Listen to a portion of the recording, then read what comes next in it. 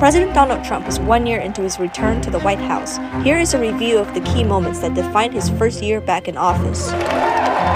DEI and woke policies, refugee admission, crisis at the border, public safety threats.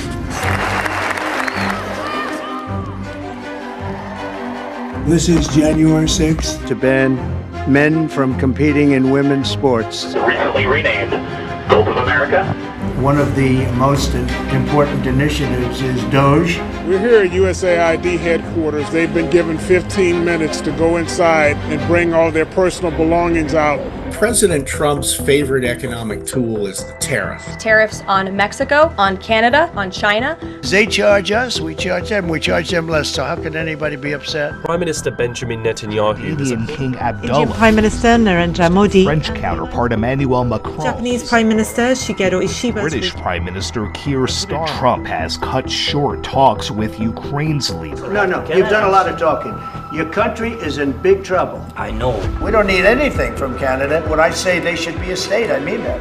It's not for sale, won't be for sale, ever. President Donald Trump travels to the Middle East. President Trump headed to Alaska for his summit with President Putin of Russia. President Donald Trump was coming to Britain for a state visit.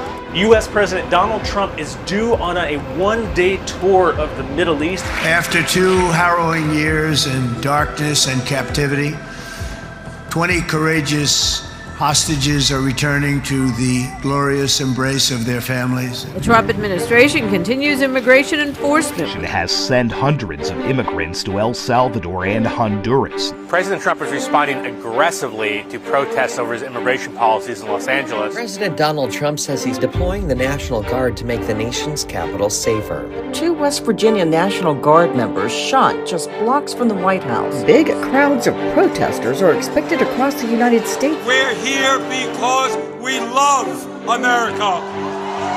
After nearly 27 hours of debate, Senate Republicans passed President Donald Trump's signature bill. Republicans in the House hope to quickly pass President Donald Trump's tax and spending cuts package. The motion is adopted.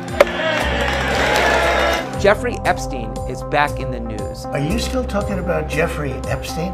The U.S. Justice Department published thousands of files related to the late sex offender Jeffrey Epstein. Lawmakers in Congress want to know what happened when that boat was struck on September 2nd. You can't see anything, you got digital. This is called the fog of war. For months, U.S. forces practiced to capture Venezuelan President Maduro. Nicolas Maduro, the deposed leader of Venezuela, made his first appearance in a U.S. courtroom, answering charges of narco-terrorism.